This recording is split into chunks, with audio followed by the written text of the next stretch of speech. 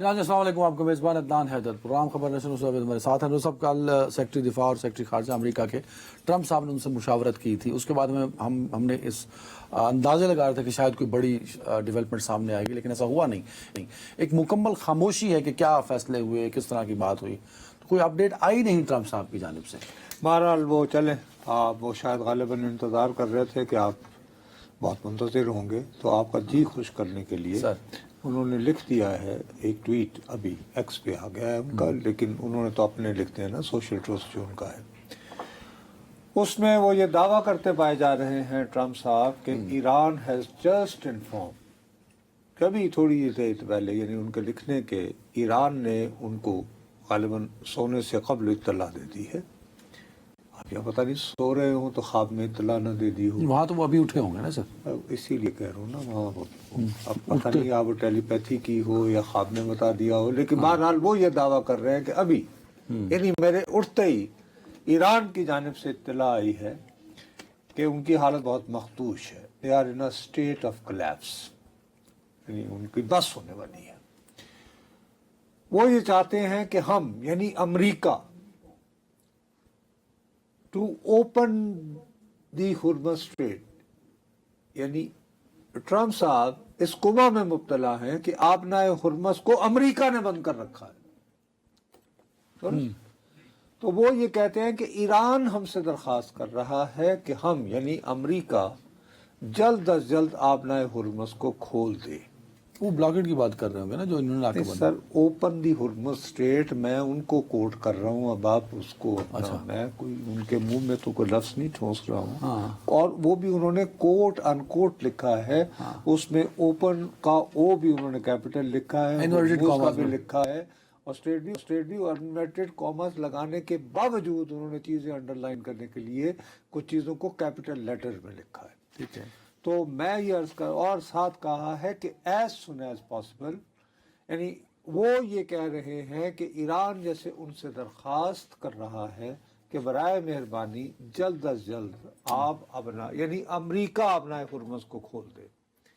دری اسنا, جب تک یعنی امریکہ یہ کرم فرمائے, اس دوران وہ یہ فیصلہ کر لیں گے کہ ہمارا رہنما کون ہے, یعنی کہ یہ ایرانیوں نے ان سے ہماری قیادت کی کیا صورت ہے. اور یہ ایرانیوں نے ان کو کہا کہ ہم یہ طے کر لیں گے, ہم کدی مانو ماسی کہیں, جیسے وہ پنجابی محاورہ. اتنی خاموشی کے بعد یہ میسج جو ہے, اس سے کیا وہ کرنا. پھر کہتا ہے کہ میرا خیال ہے کہ وہ شاید جلدی ڈھونڈ بھی لیں گے کوئی اپنا, یہ طے کر لیں گے کہ ان کا اصل قائد, اصل فیصلہ ساز کون ہے. تو باقی thank you very much, thank you for your attention to this matter President Donald J Trump. تو یہ تو انہوں نے فرما دیا. یہ انہوں نے ایسے تو نہیں کہا ہوگا نا سر, کسی وجہ سے کہا ہوگا, اس کے پیچھے کو بیک گراؤنڈ جو بھی کہا ہوگا اس کے بارے میں ڈسکس کرنے کو تیار ہوں, حاضر لہو ہمارا. لیکن میں اس سے پہلے, میں ذرا اگر اجازت دیں تو میں تھوڑی سی وطن عزیز تمہارے اور میری روزمرہ کے لیے ایک انتہائی اہم موضوع, بنیادی موضوع, روزمرہ زندگی کا, وہ کیا ہے, اس پہ پہلے میں تھوڑی سی توجہ دوں, اس کے بعد عالمی معاملات پر تبصرہ رائے کھل کر کریں. ہم سارے ایکسپرٹ ہو چکے بہت الحمدللہ. حضور عرض یہ ہے کہ کل آپ کو یاد ہوگا, کل بھی میں نے کہا تھا آپ کو کہ یار عالمی امور پر توجہ دینے سے قبل ذرا ایک مہربانی فرمائیے. یہ 2 صفحات ہیں, میں نے وہ 2 صفحات یوں لہرائے تھے, اور اس کے بعد اسٹیٹ بینک نے وہ جاری کیے, وہ جو اشاریہ اسٹیٹ بینک میں دیے تھے وہ خطرناک تھے. اور اسٹیٹ بینک اس میں سرکاری طور پر طویل اجلاس کے بعد پاکستان کے عوام کے سامنے یہ فریاد کرتا پایا جا رہا تھا کہ جی یہ تیل کی قیمت ہمارے قابو میں نہیں آ رہی ہے, اور یوں محسوس ہو رہا ہے کہ جیسے آنے والے دنوں میں اس میں مزید اضافہ ہو سکتا ہے, اور اس کے نتیجے میں مزید مہنگائی بھی ہو سکتی ہے. لہٰذا چونکہ اب یہ ایک مصیبت آئی ہوئی ہے, اس کو ذہن میں رکھتے ہوئے ہم بینکوں سے لیے ہوئے جو قرضے ہیں کاروبار وغیرہ نئے مصارف کروانے کے لیے, اس میں نرمی دکھانے کے قابل نہیں رہے ہیں, بلکہ ہمیں 1% زیادہ اضافہ کرنا پڑ رہا. اب اداسی کے اس ماحول میں اب میں دوبارہ کیا کروں. تمہیں یاد ہوگا کہ وہ جب سولر پاور کا مسئلہ آیا تھا تو میں اتنا شرمندہ, اتنا شرمسار ہو رہا تھا. میں نے تمہیں کہا یار یہ وزیر ہیں اویس لغاری اور ان کے والد مرحوم سردار فاروق لغاری صاحب، وہ میرے ساتھ اتنا یعنی مجھے وہ، حالانکہ وہ بنیادی طور پر ایک وہ سردار آدمی تھے، پھر سی ایس پی افسر تھے. یہ بچہ جو ہے میں اس سے صرف ایک مرتبہ ملا ہوں، یہ اپنی والدہ کے ساتھ شادی کی تقریب میں تھے، لیکن ان کی والدہ الگ سے شائستہ ملک صاحبہ اور ان کے والد مرحوم اتنے سویٹ، اتنے نفیس، اتنے آپ اویس لغاری کی بات کر رہے ہیں؟ یہ میں ایک اور وزیر صاحب کی بات کر رہا ہوں. اچھا، آپ نے شائستہ صاحبہ کا نام لیا تو وہ شائستہ ملک صاحبہ اور علی پرویز ملک صاحب، ان دونوں کے نونہال فرزند بڑے انٹیلیجنٹ، ان کا نام ہے علی پرویز ملک. مجھے بہت شرمندگی ہو رہی ہے کیونکہ پرویز صاحب جو ہے ان کو آپ رات کو 3 بجے مرحوم کو فون کرو نا تو کبھی تیسری بیل نہیں ہوتی تھی، اتنا وہ لوگوں کے بارے میں اٹینٹیو تھے اور لوگوں سے انٹریکٹ کرتے تھے. اور ان کی والدہ اتنی خوش اخلاق، اتنی اور بہت یعنی پیار، خلوص، محبت. تو دیکھیے میں کیا کروں. کل یہ ہمارے پیارے دوست ندیم ملک صاحب کو انٹرویو دے رہے تھے سما ٹیلی ویژن پر. ظاہر ہے جب وزیر پیٹرولیم کو آپ لیں گے تو بطور صحافی آپ کیا سوال کریں گے؟ ہاں ٹھیک ہے. تو بھائی انہوں نے جو بات جس نے مجھے ہلا کر رکھ دیا، وہ سوال اور جواب ذرا سن لو اور اس کے بعد مجھے سنائیں جی. ٹھیک سنائیں جی. جی جناب. اب یہ ہے سچ بتایا، ویسے مجھے نہیں تھا پتا کہ ہمارے پاس، میں تو یہی سمجھتا ہوں کہ 30 دن کا ریزرو ہے ہمارے بھائی. پاس. صرف آپ ہی نہیں، اب پاکستان مسلم لیگ نے بھی اب جو ہے نا وہ سوشل میڈیا پہ چڑھا رکھے ہیں، کیونکہ ان کا یہ خیال ہے، ان کا یہ گمان ہے کہ سوشل میڈیا پہ اگر آپ ماں بہن کرو نا اپنے ناقدین کی تو آپ کامیاب ہیں، بیک گراؤنڈ وغیرہ رکھے بغیر تو ستہ خیرہ آپ کی سیاست. اور بھائی میرے سوشل میڈیا پہ سارے قبضے کے باوجود آج کہاں ہے یہ تحریک انصاف کا قائد؟ چھوڑو نا، کیا باتیں کرتے ہیں. اگر آپ یہ نتیجہ نکال رہے ہیں کہ سوشل میڈیا آپ کو جو ہے وہ رکھتا ہے تو بتائیے کیا حالات ہیں موصوف کے. خود پارٹی کے بھی، میں وہی عرض کر رہا ہوں نا. لیکن یہ کہ نقالی بھی کرنی ہے، کوا چل رہا ہنس کی چال تو اپنی بھی بھول گیا اس چکر میں. تو یار تم لوگوں کا تمہارے میں یہ تھا کہ آپ شائستہ ہیں، لوگوں کو باہر تک چھوڑنے آتے ہیں، میاں صاحب جی بڑے خاموش رہتے ہیں، ہمیشہ ہر ایک کو آپ کر کے خطاب کرتے ہیں. مسلم لیگ والے یار یہ جیسے پیپلز پارٹی کا یہ تھا کہ یار کچھ ہو جائے، دنیا ادھر کی ادھر ہو جائے، یہ کبھی کسی رکھ رکھاؤ کوئی زیادتی نہیں کریں گے، ان کو برا بھلا بھی کہتے رہو تو کہتے ہیں جی آئیے جی کیسے ہیں جی عدنان صاحب، ٹھیک ٹھاک ہے. اب یہ وہ کبھی گلا شکوہ شکایت نہیں کریں گے. اور بیوی کے زمانے میں بہرحال ایک ریکارڈ ہے کہ کبھی کسی صحافی کو جو ہے وہ نہیں کیا گیا. میاں صاحب کو تھوڑا بہت آتا رہا، اس کا میں بھی 2 مرتبہ جہاز سے واپس بھیجا گیا تھا، ایئرپورٹ سے چالو واپس رہتے کرنا آ گیا. تو ایک جرمنی کی بکنگ تھی، جاپان کی بکنگ تھی، تو وہ اب بہرحال غصے مزاج کے آدمی تھے. اینی وے سر بات یہ ہے کہ آپ حکومت وقت کے ترجمہ. اچھا تو تم نے تو کہا نا، میں نے اس پہ ٹویٹ لکھ دیا. میں نے کہا بھائی صاحب، جناب پرائم منسٹر صاحب، میں نے التجا ہاتھ باندھ کے میں نے صبح ٹویٹ لکھا. میں نے کہا یہ علی پرویز ملک کو ٹی وی پر آنے سے روکیں.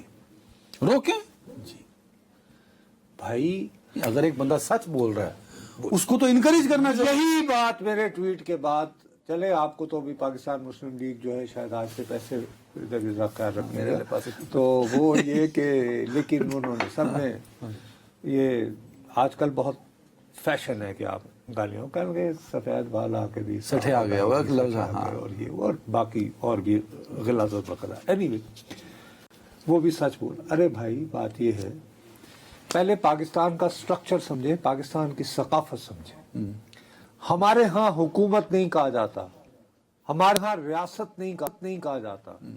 ہمارے ہاں پشاور سے لے کر کراچی تک، خیبر سے گوادر تک ایک ایکسپریشن یوز ہوتا ہے سرکار، اس کے ساتھ لگایا جاتا ہے مائی باپ، کہ باپ کی طرح سخت گیر بھی ہوتی ہے، ماں کی طرح نرم مزاج بھی ہوتی ہے. ٹھیک ہے، تو کوئی یہ نہیں کہہ رہا کہ آپ جھوٹ بولیں. میں کہا اسٹریٹجک ریزرو نہیں، نہیں میرے پاس تو ایسی اتھارٹی نہیں ہے کہ میں رکھے ہوئے ہوں. ہو گئی جی. اس کے بعد انہوں نے کہا کہ صاحب ہے آپ پاس اسٹریٹجک ریزرو نہیں ہے، اس سے بھی زیادہ یعنی کہ ماسی ختم کیتا کر کے چھڑیا اور پیڑا کیتا. وہ پھر ندیم ملک نے کہا کہ آپ نے کبھی یہ سوچا نہیں کہ ایسی کوئی صورتحال ہو سکتی؟ ہاں میں تو کیا ہوگا. تو کہنے لگے کہ آج سے 3 سال پہلے اسٹڈی کروائی تھی، ایک بڑے مشہور کنسلٹنٹ آئے تھے، تو اس کے بعد فیصلہ ہوا تھا. تو ان کا کہ بنائے 3 سال پہلے بھی تو حکومت آپ ہی کی تھی. ہاں تو یعنی پیسے بہت درکار تھے وغیرہ وغیرہ. یار بات یہ ہے، جب سے یہ بحران شروع ہوا ہے، آپ کو یاد ہے کہ روزانہ کی بنیاد پر ہمیں یہ بتایا جاتا ہے کہ جی یہ اسپیشل کمیٹی قائم کر رکھی ہے وزیر اعظم صاحب، روزانہ ملتی ہے اور یہ بتاتی ہے، فیصلہ کرتی ہے یہ ریزرو ہیں ہمارے پاس، ہمارے پاس کتنے پیٹرولیم ریزرو ہیں، اور پھر باقاعدہ پریس ریلیز جاری ہوتی ہے. جن دونوں ہرمز بند تھا اور جنگ عروج پر تھی، ہمارے جہاز آ رہے تھے، اور مستقل بنیادوں پر ہمیں یہ کہا گیا کہ جی 28 دنوں کا ذخیرہ تو ہمیں وقت موجود نہیں وہ تو ہے، وہ تو وہ کہہ رہے ہیں ہے.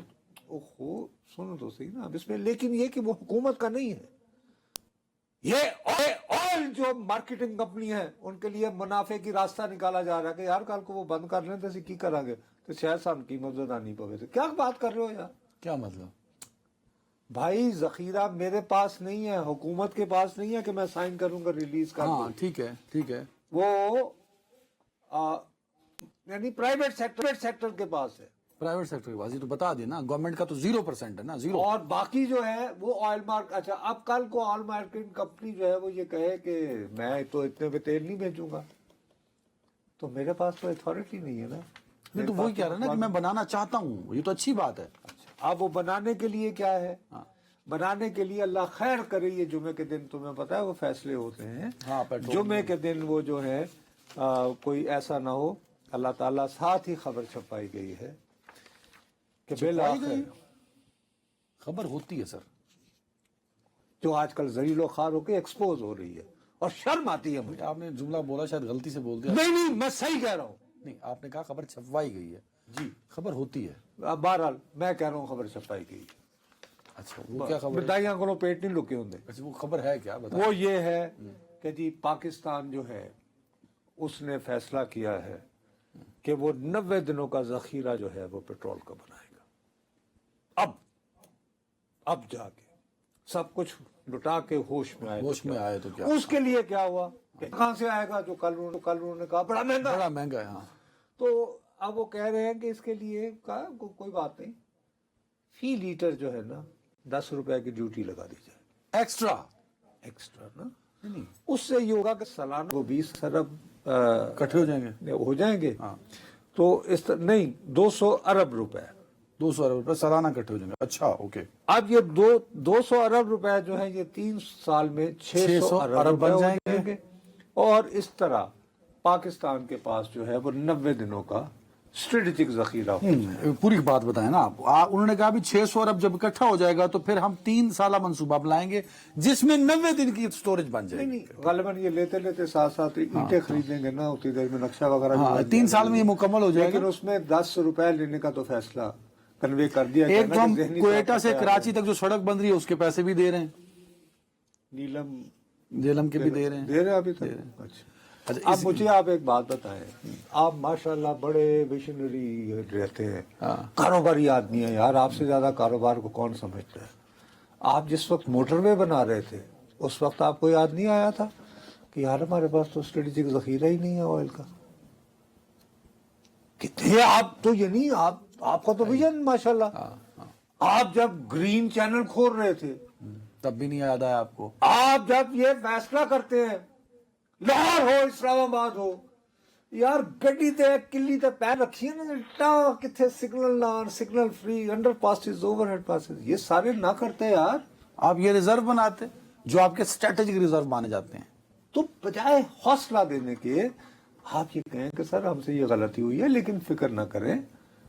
اور ابھی صرف 3-4 دن قبل تک پاکستان کے ہر آدمی کو ہم ٹیلی ویژن پر میں بیٹھا ہوا یہ آپ کو بتاتا رہتا ہوں کہ جی اللہ کا فضل ہے ہمارے ساتھ ایران بھی ٹھیک ٹھاک ہے چل رہا ہے. آپ نائے حرمت سے جو پاکستان ہماری تو سپلائی رکی نہیں، ہماری تو رکی نہیں رہی. ہمارے تو بلکہ یوں سمجھ ایسا لگ رہا تھا کہ یار اگر ہم کہیں سے ادھر ادھر سے کہیں سے پکڑ کے ادھار اگر ہم کو 15-20 جہاز منگوا کے تو ادھر اپنے سمندر کے کنارے کھڑے کر لیں چلیں تو ہمارا کام حل ہو جائے گا. اب ایک اس میں بھی مسئلہ ہے نا, میرے پاس ٹائم کی بھی کمی ہے نا. انہوں نے بھی دیکھا نا جو بات کی ہے کہ اگر نہیں بنائے اس کے پیچھے بھی وجہ ہے نا. اب عالمی دنیا کے جو بڑے بڑے وہ ہیں آئل پروڈیوسر کنٹریز ہیں, ان میں بھی اختلاف پایا جاتا ہے نا, اس سے بھی مارکیٹ میں پریشر آ رہا ہے. تو انہوں نے کہا انہیں ہی تیل آئے گا جنہیں ساڑھے کو 28 دن کا اسٹاک ہے. اب دیکھنا یو اے ای نے ایک نیا لہجہ کھول دیا, وہ کہا ہے کہ میں اس میں وہ جو کنٹریز ہیں آئل ایکسپورنگ اوپیک شاید اس کو بولتے ہیں, اس سے اس نے علیحدگی کا اعلان کر دیا. وہ اوپیک خالی وہ ایک مختصر سی بات ہے, لیکن اس کی ٹائمنگ آپ دیکھیں. اچھا, اس کی ٹائمنگ یہ ہے, وہ ایک بہت یہ افسوسناک خبر ہے. میں آپ کو دیانتداری سے بتاؤں. دیکھیے اوپیک جو ہے یہ بنیادی طور پر عرب ملکوں کا اتحاد تھا, جس کا مقصد یہ تھا 1973 کی جو جنگ ہوئی تھی عرب اسرائیل, اس میں امریکہ اور اس کے اتحادیوں کو یہ بابر کروانا کہ یار تیل تم ہم سے لیتے ہو, تیل کی فروخت اور آمد و رفت اور اس سے جو منافع بازی ہوتی ہے اس میں بھی شامل وہ ہوتے ہو. آپ کی بڑی بڑی ملٹی نیشنل کمپنیاں ہوتی ہیں, ہاں ہاں ہاں اور آپ یہ کیا کر رہے ہیں بھائی. ہاں. تو انہوں نے اسی زمانے میں پھر وہ جو پیٹرو ڈالر اور یہ وہ ادھر ادھر انہوں نے آئل کا سارا جو کاروبار رکھا کہ ہم اس میں ایک بہت بڑی جو امپورٹنٹ بات ہے کہ جو قیمت کا تعین ہے وہ بین الاقوامی منڈی کے رحم و کرم پر چھوڑنے کے بجائے اوپیک نے اپنے پاس رکھ لیا, تاکہ یہ ریگولیٹ کیا جا آپس سکے میں پیٹرولیم مصنوعات کو. آپس میں مل بیٹھ کے فیصلہ کر لیتے ہیں کہ آپ اتنا تیل نکالیں گے, یعنی اگر تمہاری کیپیسٹی بھی ہے ہاں تو تم روز کے لٹ سے 100 بیرل نکال سکتے ہو تو بھائی تم 80 نکالو گے تاکہ باقیوں کی میں مارکیٹ افیکٹ نہ ہو. ٹھیک ہے ٹھیک ہے, ایک بیلنس بنا رہے. خیر, اس سے پہلے کی جو بات ہے میں یہ کہتا ہوں کہ آج اس خبر کا منظر پر آنا افسوس کی اس وجہ سے بھی بات ہے میرے پیارے عزیز کہ اس وقت آج سعودی عرب میں گلف کوآپریشن کونسل GCC ان ممالک کا اجلاس ہونا تھا کہ یار اب صورتحال یہاں تک پہنچی ہوئی ہے, پاکستان کی مصالحت سے بھی وہ جو بات چل رہی تھی وہ بھی کہیں آگے جاتی نظر نہیں آ رہی, امریکہ سے بھی کوئی جواب نہیں, تو یار اب کیا ہماری حکمت عملی ہو سکتی ہے. اب اس میں شرکت کے لیے قطر کے امیر آئے, بحرین کے سربراہ آئے, اور بھی آ رہے ہیں ہیڈ آف یعنی کہ اعلیٰ سطح کے لوگ. متحدہ عرب امارات نے وہاں پہ وزیر خارجہ بھیجے. عمان نے بھی نہیں آیا نا سر, عمان اس نے بائیک آؤٹ کر لیا. عمان کا مسئلہ یہ ہے اس نے بائیک آؤٹ کر لیا کہ عمان جو ہے اس کی آلریڈی ایران سے گفتگو, آپ نہ ہرمز کے ایشو پہ. ٹھیک ہے, اس کا ایک اپنا ایک اینگل ہے. ہاں ٹھیک ہو گئی بات. ہونا تو اب یہ چاہیے تھا کہ یہ جو سارا واقعہ ہوا ہے اس میں اللہ کا واسطہ ہے کہ ہم عرب اتحاد رہتا, خلیج ممالک کا اتحاد رہتا, تو یہ تو اب اکیلے اکیلے ہو رہے ہیں نا, تو یہ وقت نہیں آنا چاہیے تھا. اس میں بہت سارے حوالوں سے آپ واٹ از دا ریزن اتنا اگریسو کیوں ہے یو اے ای, اور یہ جب سے جنگ شروع ہوئی ہے اس کی پوسچرنگ ہی بہت بڑی اگریسو ہے. آبویس اس کی جو بہت بڑی وجہ ہے, دیکھیے یو اے ای یہ جو متحدہ عرب امارات ہیں ان میں تیل پروڈیوس کرنے والا جو ہے وہ تو ابو دھابی ہے نا, باقی دبئی جو ہے وہ بنیادی طور پر انہوں نے ایک اپنی طرف سے ایک دنیا کے لیے جنت بنائی کہ جی یہاں پہ ٹیکس فری, بہت معمولی ٹیکس پہ آپ جائیدادیں خریدیں رہیں, اگر آپ یہاں سے ورک فرام ہوم ٹائپ چیزیں کریں, انٹرنیشنل کمپنی دنیا بھر کو ٹرانزٹ دیا بائر آپ پہ زیرو ٹریڈ ٹیکس کو. ٹھیک ہے, ہاں لندن میں اگر آپ کام کرتے ہو تو آپ کی تو تقریباً 35 سے 40% انکم جو ہے وہ ٹیکس میں چلی جاتی اگر آپ ایگزیکٹیوز میں ہیں, اور اسی طرح وہ پراپرٹی ٹیکس اور فلانے اور فلانے اور فلانے.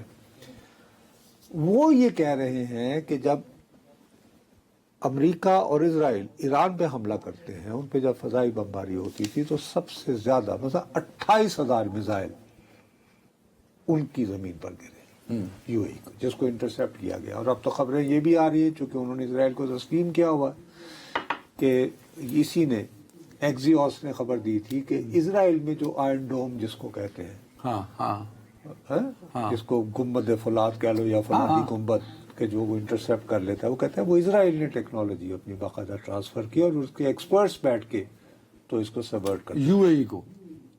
اچھا یہ پرسوں خبر تھی. ہاں. تو مطلب ان کی ناراضگی، ان کا غصہ سمجھا جا سکتا ہے، اپریشیٹ کیا جا سکتا ہے. یار یو اے یہ بھی تو کہتا رہا نا سر کہ بائی فورس ہم آپ نے اس کو کھولنا چاہیے. وہ اسی لیے نا وہ یہ کہتا ہے کہ دیکھیے میں کب تک یہ کرتا رہوں، اور اب یہ کہ بہت ہو گئی، ناز نخرے بہت برداشت کر لیے اب، اور امریکہ اور یہ وہ سب ہمارے ساتھ ملیں اور ہم مل کے بزور طاقت اس کو کھولیں. ایک ٹھیک ہے، یہ پوزیشن ہے. صحیح ہے. لیکن اس پوزیشن میں اس حد تک چلے جانا کیا وہ بالکل ایک دم سے علیحدگاہ ہو جائیں گے تو اس میں کیا ہوگا؟ اسرائیل کی بھی پوزیشن یہی ہے تقریباً. یو اے کی بھی یہی ہو جائے گی. اسرائیل کیا کر رہا ہے؟ اسرائیل نے نام نہاد جنوبی لبنان میں حزب اللہ یا لبنان کی حکومت کے ساتھ سیز فائر کے باوجود آج ہی اس نے حکم دیا ہے کہ یہ مندرجہ ذیل جو شہر اور دیہات ہیں، جن میں ایک وہ جو میں تمہیں اکثر کہتا رہتا ہوں بنت جبل کا علاقہ، وہ خالی کر دیں. یہ پل توڑ دیے ہیں، تو وہ جو 10 لاکھ آدمی سڑکوں پہ بیٹھا ہے، ادھر سڑکوں پہ بیٹھا ہے، وہ اپنے گھروں کو واپس نہیں لوٹ پا رہا. سکتا. ہاں ٹھیک ہے. اور شہروں میں جیسے کل بھی ہم کہہ رہے تھے آبادی بستیاں ساری ہم ایکسپلوسیو اور فضائی بمبنگ بھی ہو رہی ہے. ٹھیک ہے. اس کے جواب میں حزب اللہ بھی حملے کر رہی ہے. ہو گئی بات. اب Israel wants to resume the war with Iran as well. ساتھ میں متحدہ عرب امارات جو ہے وہ مل جائے، وہ بھی مل جائے. مودی صاحب پہلے خطاب کر کے آ چکے ہیں. وہ تو گئے تھے اسرائیل نا، لیکن آپ کو وہ طویل المدت پہلے یاد ہے نا کہ جی پائپ لائن کے ذریعے اسرائیل کے شہر حیفا پورٹ پہ جائے تیل یو اے ای کا. ٹھیک ہے ٹھیک ہے. تو ان کے تینوں کے انٹرسٹ مل جائیں تو یو اے ای، انڈیا اور اسرائیل یہ تینوں مل سکتے ہیں. آپ نے الگ ایک نیا اتحاد بن جائے گا. چلیں یہ ایک بڑی اہم ڈیولپمنٹ ہے، اور تینوں مل کے آپ نے ہرمز بائی فورس بھی کھول سکتے ہیں اور اس کے لیے کوشش بھی کر سکتے ہیں، کیونکہ تینوں کا آپ ایجنڈا ایک جیسا ہو گیا، ٹارگیٹ ایک جیسے ہو گیا. تو آپ ابھی بریک ہے، بریک کے بعد تو نہیں ہے نا، نہیں اچھی خبر نہیں ہے. بریک کے بعد امریکی وزیر خارجہ نے اس پورے دورانیے میں بہت کم گفتگو کی ہے، لیکن آج کل وہ بڑے نظر آ رہے ہیں انٹرویوز میں، تو انہوں نے ایک اہم گفتگو کی ہے، وہ بریک کے بعد اس کے بعد کرتے ہیں. ناظرین ویلکم بیک. صاحب امریکی وزیر خارجہ مارکو روبیو نے آبنائے ہرمز پہ بڑا سخت بیان دیا انٹرویو میں، ذرا سن لیجئے پھر اس پہ بات کرتے ہیں. سنائے جی چوئی صاحب. سر انہوں نے کہا کہ پوری دنیا کو ہاسٹیج بنا دیا کہ 20-25% جی وہ یہ کہہ رہے ہیں سیدھا سادہ کہ آبنائے ہرمز کو انہوں نے ایسے استعمال کرنا شروع کر دیا جیسے وہ ایٹمی ہتھیار. ہاں بلڈ وہ بنیادی طور پر تھیسس یہ کر رہا ہے کہ یار ابھی ان لوگوں کے پاس ایٹمی ہتھیار نہیں ہے. ہاں اسے کہا ہے آگے چلا، اور اس کے باوجود جو ہے وہ یہ کہ وہ آبنائے ہرمز کی بندش سے اس نے ہر ایک پوری دنیا کو ہلایا ہوا. اگر ان کے پاس ہتھیار ہوتا تو کیا کرتے؟ اب یہ لفظ نیوکلیئر کا استعمال جب کرتے ہو تو دیکھو بہت سارے لوگ یہ کہنا شروع ہو گئے تھے کہ یار دنیا میں ایٹم بم سب سے پہلے امریکہ نے استعمال کیا تھا. حالانکہ اس دن جب کہا گیا تو اس بار یار یہ ٹیکٹیکل ویپن بھی وہ ٹیسٹ نہ کہیں کر لیں. اور یہ سوال ٹرمپ سے اس دن ہوا بھی تھا ایک پریس کانفرنس میں. اس نے کہا کہ تم نے یہ جاہلانہ سوال تم نے کیا ہے اہم خانہ نو. لیکن لوگوں کے ذہن میں فوراً کیا ٹریگر ہوگا یہ بات. حالانکہ میرا اس حوالے سے چھوٹا سا ایک آرگومنٹ ہے کہ why America has to think 1000 times کہ کسی بھی نوعیت کا خواب کتنا بھی اسمارٹ نہ ہو، ماچس کی تیلی جتنا بھی ہو، اس لیے نہیں کہ اگر تم نے استعمال کر لیا تو پھر روس کو جو ہے یوکرین میں استعمال کرنے سے کون روکے گا. ٹھیک ہے ایک پریزیڈنٹ سیٹ کرو. میرا یہ آرگومنٹ ہے. ٹھیک ہے. لیکن یہ جس طرح بلڈ کر رہے ہیں، اور اس نے جو پہلا ٹویٹ کیا ہے وہ یہ ہے کہ بھائی صاحب آبنائے ہرمز کھول لو. اب اس میں اچھے اور برے دونوں کی خبر ہو سکتی ہے. اچھی اور بری دونوں بتا دیں. بری خبر یہ ہے کہ جناب ٹھیک ہے مت کھولو، پھر دنیا جانے اور اس کا کام جانے. ہمارا تو بھائی تیل دھڑ بک رہا ہے، لیکن اب وہ اس کے لیے بھی مصیبت ہو رہی ہے. اب $4 سے بھی بڑھ کے تو کوئی $4.5 کی طرف پر گیلن یعنی گیلن اب مین لینڈ امریکہ میں. دوسری یہ ہے کہ میں آپ کو بار بار کہتا رہتا ہوں یوریا جو ہے امریکہ کے کسان کو اب 60% مہنگا مل رہا ہے. کیونکہ خالی، اور تیسری بات یہ کہ وہاں پہ جو اتنی ہائی ٹیک انڈسٹری ہے اس کو جو ریکوائرڈ ہیں جو چیزیں ان کے لیے جو کیمیکل وغیرہ آتے ہیں یا گیسز جو آتے ہیں وہ بھی آبنائے حرمت سے ہی گزرتی ہیں. آبنائے حرمت سے صرف تیل اور ایل پی جی نہیں گزرتے. ٹھیک ہے ٹھیک ہے. تو اس میں یہ ہے کہ بری خبر یہ ہو سکتی ہے کہ ٹھیک ہے یار جہاں میں نے اتنا صبر کیا میں کروں، میں نیول بلاکیڈ کو اور ٹائٹ کروں، اور اس کے بعد اگر میری دانش میں ایران اکنامک کلیپس کی طرف بڑھ رہا ہے تو میں ایک پھیرا اور لگا لوں. پھیرا اور مطلب یعنی کہ ایک اور ایسکیلیشن، اچھا ایک اور حملہ کر لوں. ٹھیک ہے. یہ تو ہے بری خبر. لیکن اچھی خبر یہ ہو سکتی ہے کہ میں سارا فوکس نیوکلیر ایشو اس سے ہٹا کر وہ ایک کہوں یار یہ 25%، کیونکہ اس نے بھی کہا نا کہ دنیا بھر کا اور خاص طور پر یہاں سے تیل جا رہا ہے. چلے پاکستان تو کسی آپ کھاتے میں شمار نہ کریں، تو انڈیا اتنی بڑی آبادی کا ملک، چائنا، جاپان، وہ فلپین، تھائی لینڈ، سری لنکا، اور جہاں پہ باقاعدہ سڑکوں پر ہنگامے شروع ہو گئے جس پہ ہم کہتے رہتے ہیں کہ اللہ کا شکر ہے کہ یار ہم کم از کم اس سے تو محفوظ ہیں. یہاں پہ دیکھو نا. ہاں ٹھیک ہے صحیح ہے. تو اچھی خبر یہ ہے کہ وہ اب اپنے اور لوگوں کے ذہن اس بات پہ تیار کرنا شروع کر دیں کہ فی الحال امریکہ کا یکو تنہا فی الوقت آبجیکٹو یہ ہے کہ آپ نہ حرمت کھلے تاکہ دنیا، اب وہ دنیا کی سیمپلز اکٹھی کر رہا ہے کہ یہ میں آپ کے لیے کر رہا ہوں. اچھا سر ایک سوال ہے، یہ مقصد یہ کہ یہ اس کی اچھی خبر ہو سکتی ہے. اب اس ساری سچویشن کو لوگ 14 مئی 15 مئی سے جوڑ رہے ہیں. اس دنوں میں ٹرمپ صاحب نے چین بھی جانا ہے. اس نے چین جانا ہے، اور اس میں لوگ تو یہ بھی کہہ رہے ہیں نا کہ ہو سکتا ہے 11-12 مئی کہ چین جانے سے پہلے یا چین سے آتے ہوئے شاید وہ پاکستان بھی آ جائیں. لیکن اب تو وہ ہول کھل گئے ہیں گولف کلب کے. یہ بھی ہے کہ یہ ایک راؤنڈ شاید ایک اور یہاں بھی ہو جائے ان 12 دنوں سے پہلے. یہ بھی لوگ بات کر رہے ہیں کہ اسلام آباد میں بھی ایک اور راؤنڈ ہمارے آتے اور جاتے ہوئے ان کے چائنا کے. لیکن ہمارے وزیر اعظم بھی جا رہے ہیں چین، اس کی بھی کنفرمیشن ہوگی. اگر وہ جا رہے ہیں تو پھر وہ وہیں رک کے پھر اب یہ ہوگا کہ چین کے ذریعے ہم کمیونیکیٹ کر دیں گے، کبھی وہ ہمارے ذریعے کہ جی یہ جب آئیں تو ان کو کہیں کہ جی مکمکا کر رہے ہیں. تو یہ ہے آخری طریقہ رہ گیا چین صدر کو استعمال کریں. لیکن ٹائم ختم ہو گیا. چلو بولیں 10 سیکنڈ. میں صرف یہ کہہ رہا ہوں کہ یہ چیزیں لگتا ہے کہ ایک ایکسٹ کی طرف جا رہی ہیں، اور اللہ کرے کہ میں جو کہہ رہا ہوں کہ اچھی خبر بھی ہے اس سب میں یہی ہو کہ وہ کہیں کہ جی آپ نے حرمت کھلوا دی تالیاں اور بغیر وہ فائدہ. دنیا بھر کا میڈیا تعریفیں لکھ رہا ہو ٹرمپ صاحب کے لیے، یہ اچھی خبر ہو سکتی ہے. ایک بریک. ایک اور Nobel prize. Welcome back. Waseem Malik صاحب ہمارے ساتھ. جوڈیشل کمیشن کا اجلاس ہوا ہے. وسیم ذرا رپورٹ کیجئے گا کہ کتنے ججز کا ٹرانسفر ہوا ہے، کہاں ہوا ہے اور کن کا نہیں ہوا، یہ بتا دیجئے گا پلیز.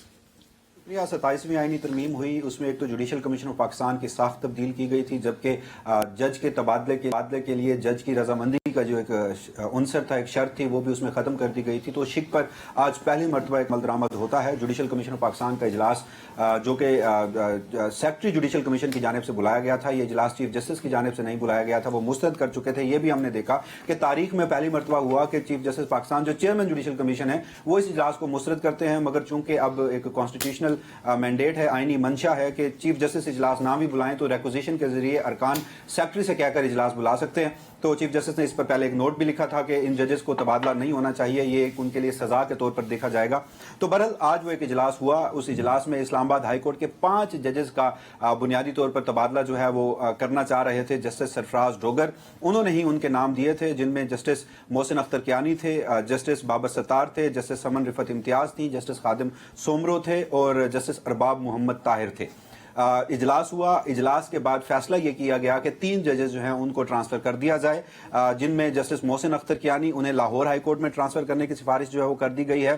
جسٹس بابر ستار کو پشاور ہائی کورٹ میں، جبکہ جسٹس سمن کو جو سندھ ہائی کورٹ ہے وہاں پر ٹرانسفر کرنے کے حوالے سے جوڈیشل کمیشن نے اکثریت سے یہ فیصلہ جو ہے وہ کیا ہے. جبکہ جو جسٹس خادم سومرو ہیں اور جسٹس ارباب محمد طاہر ہیں، ان کے نام دوران اجلاس ہی چیف جسٹس اسلام آباد ہائی کورٹ جسٹس سرفراز ڈوگر نے واپس لے لیے تھے. اب حیران کن بات یہ ہے کہ ابھی تک چونکہ ہم نے اس اجلاس کا ایک تو اعلامیہ جاری کیا گیا, دوسرا ہم نے اندرونی کہانی بھی کچھ حاصل کی ہے اور اس میں پتہ یہ چلا ہے کہ ان ٹرانسفرز کو اکثریت سے کیا گیا ہے, کثرت رائے سے کیا گیا ہے.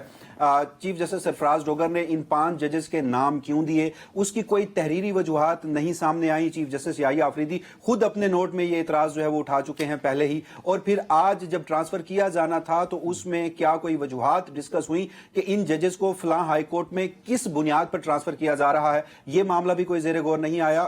ووٹنگ ہوئی, ووٹنگ میں ووٹ اکثریت میں پڑے اور ان 3 ججز کا تبادلہ جو ہے وہ کر دیا گیا, اور ساتھ ہی یہ وجوہات بھی دوران اجلاس ہمارے ذرائع بتاتے ہیں کہ نہیں بتائی گئی چیف جسٹس سرفراز ڈوگر کی جانب سے کہ جن 2 ججز کے نام کی سفارش انہوں نے پہلے کی تھی ٹرانسفر کی, justice Arbab Muhammad Tahir Balochistan high court transfer کرنا چاہتے تھے, جسٹس خادم سومرو کو جہاں سے لایا گیا تھا یعنی سندھ ہائی کورٹ واپس بھیجنا چاہتے تھے, تو پہلے آپ نے ان کو ریکمنڈ کیوں کیا اور اب دوران اجلاس آپ ان کی جو سفارش ہے وہ بھی واپس کیوں لے رہے ہیں؟ ایسی کوئی جو وجوہات ہیں وہ دوران اجلاس نہیں بتائی گئی. ہمارے ذرائع یہ بتاتے ہیں کہ جو 3 ججز ٹرانسفر ہوئے ہیں ان میں 2 ججز جسٹس محسن اختر کیانی اور جسٹس سمن کے خلاف یعنی ان کے ٹرانسفر کے خلاف جوڈیشل کمیشن میں صرف 4 لوگوں نے ووٹ کیا ہے, جس میں چیف جسٹس پاکستان ہے, جسٹس منیب اختر ہیں اور پاکستان تحریک انصاف کے 2 کمیشن کے ارکان ہیں. جبکہ جسٹس بابر ستار کو جو پشاور ہائی کورٹ منتقل کیا گیا ہے تو ان کی منتقلی کی مخالفت میں 5 ووٹ پڑے ہیں, 4 تو یہ پہلے تھے, 5واں chief justice Peshawar high court انہوں نے بھی مخالفت کی ہے, اور ساتھ ہی انہوں نے ہمارے ذرائع کے مطابق یہ وجہ بتائی ہے کہ ان کے جو پشاور ہائی کورٹ کے ججز ہیں ان کی سینیورٹی متاثر ہو سکتی ہے. تو بہرحال اب یہ تبادلہ جو ہے وہ ہو چکے ہیں. صدر مملکت جو ہیں وہ ایک رسمی سی منظوری دیں گے, جوڈیشل کمیشن نے ان کی سفارش کر دی ہے, لا منسٹری جو ہے وہ ان کا باقاعدہ نوٹیفیکیشن نکالے گی. ہم نے کچھ سینیورٹی لسٹ بھی کمی ہے. نہیں, میرا اپنا یہ خیال ہے جو میں نے سنا ہے, اگر آپ اس کو کنفرم کر سکتے ہیں, میں نے ذمہ دار ذرائع سے, لیکن انفارمر ظاہر ہے کہ ان کا میں ذکر نہیں کر سکتا, وہ یہ کہتے ہیں یہ 2 ججز کو آنریبل ججز جن کو ریٹین کیا گیا ہے اس میں بہت بڑی وجہ یہ بھی ہے کہ چیف جسٹس صاحب جو ہیں یحییٰ آفریدی صاحب وہ اس بات کے خواہاں تھے کہ اسلام آباد ہائی کورٹ میں فیڈریشن کی نمائندگی اپسیٹ نہ کی جائے. یعنی کہ دیکھیے بالکل سومرو صاحب کو وہ لائے تھے یہی اسی لیے کہ بھی سندھ کی نمائندگی پراپر ہو, اور ارباب صاحب کے ساتھ بھی غالباً یہ میں نے سنا ہے, لیکن چونکہ میں آپ تو چیف جسٹس آپ کہہ رہے ہیں, چیف جسٹس پاکستان کی بات, ان کی مرضی شامل نہیں تھی نا. بھائی ان 2 کے لیے انفارملی میں چلیں ٹھیک ہے. اچھا بابر سر, ایک میں جسٹس بابر ستار صاحب کے بارے میں, ان کے بارے میں یہ تھا کہ انہوں نے کہا تھا کہ مجھے اس سے پہلے سنا جائے. 27ویں آئینی ترمیم میں بھی یہ بات ہے کہ جس جج کا ٹرانسفر کرنا مقصود ہوگا اس کو سنا جائے گا. میں ہے یا نہیں, ہٹا دیا گیا؟ نہیں سر, میں نہیں ہے, آئی تھنک اس کو سنا جائے گا. نہیں میرا خیال ہے. جی وسیم بتائیے گا. تو وہ کیا ہوا؟ چلیں, انہوں نے کہا تھا کہ مجھے سنا جائے, تو ان کو کیوں نہیں سنا گیا؟ دیکھیے میں اس سوال پر آتا ہوں جو نصرت جاوید صاحب بات کر رہے تھے. بلا شبہ کوئی پس منظر میں کوئی انڈرسٹینڈنگ ہو چکی ہو, اس میں کوئی دو رائے نہیں ہے, چیزیں چل رہی تھی, مگر یہ جو دوران اجلاس ہمیں پتہ چلا ہے وہ جسٹس سرفراز ڈوگر نے ان کی جو سفارش ہے وہ واپس لی. اگر وہ واپس نہ لیتے تو چیف جسٹس مائنورٹی میں تھے, ان ججز کا تبادلہ جو ہے وہ بھی ہو جانا تھا. اب آتے ہیں جسٹس بابر ستار پر. آج صبح ہی ان کا ایک ہمارے ذرائع کے مطابق خط وہ انہوں نے جوڈیشل کمیشن آف پاکستان کے نام لکھا تھا. آئین کا آرٹیکل ہے 200, اس کی جو سب کلاز ہے 1, اس میں یہ لکھا گیا ہے کہ جب جوڈیشل کمیشن آف پاکستان جو ہے وہ ریکمنڈیشن دے گا ان ججز کے ٹرانسفرز کی وداؤٹ دیئر کنسنٹ, تو وہاں مے کا لفظ ہے, آپ درست کہہ رہے ہیں کہ اس کو سنا جا سکتا ہے, وہ کمیشن کی ثواب دید ہوگی. اب کمیشن نے ان کو کیوں نہیں سنا, اس کی بھی کوئی تحریری وجوہات جو ہے وہ ڈسکشن میں نہیں آئیں.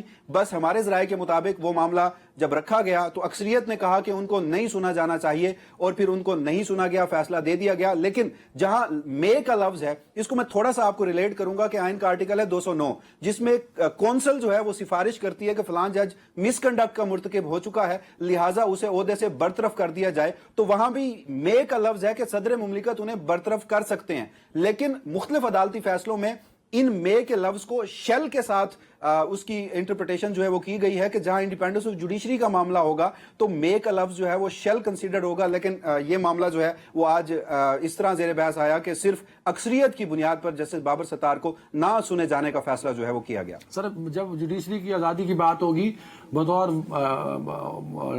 ایک لائسنس ہولڈر، یہ مے اور شیل واز ہو گیا، چھوڑیں اس بات کو۔ اتنے آرٹیکل آپ بتا رہے ہیں، میں نے تو یہ سنا ہے کہ بیرسٹر گوہر جو ہیں وہ چیئرمین تحریک انصاف، وہ بڑے بیرسٹر بھی ہیں، وکیل بھی ہیں، اور عمران خان کے کئی کیسز کو لیڈ بھی کرتے رہے، ان کو شاید یہ آرٹیکل ہی نہیں تھا پتا کہ کس آرٹیکل کے تحت ججز کا ٹرانسفر ہوتا ہے۔ تو از اٹ ٹرو؟ آپ کے ذرائع کیا کہتے ہیں وسیم صاحب؟ دیکھیے، وہ آج جب جوڈیشل کمیشن اجلاس میں شرکت کرنے آ رہے تھے تو انہوں نے پہلے تو کہا کہ ہم اس کی مخالفت کرتے ہیں، یہ انڈیپینڈنس آف جوڈیشری کے خلاف ہے۔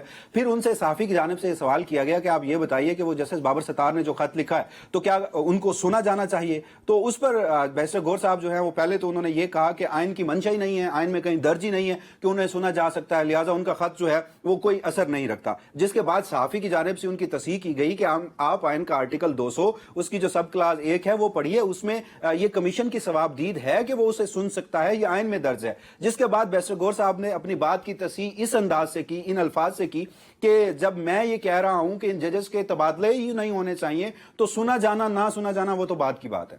سر وسیم ٹائم ختم ہو گیا، میری خواہش تھی کہ بانی تحریک انصاف جن کو پیمز لایا گیا تھا اور شاید یہ ان کا چوتھا چیک اپ تھا اور ان کو انجیکشن بھی لگایا گیا، غالباً مشرا بی بی کو بھی وزٹ کیا ڈاکٹرز نے، جو وہ تو ڈیالہ جیل جا کے گیا، اس پہ بھی ہم بات کرتے، ٹائم ختم ہو گیا۔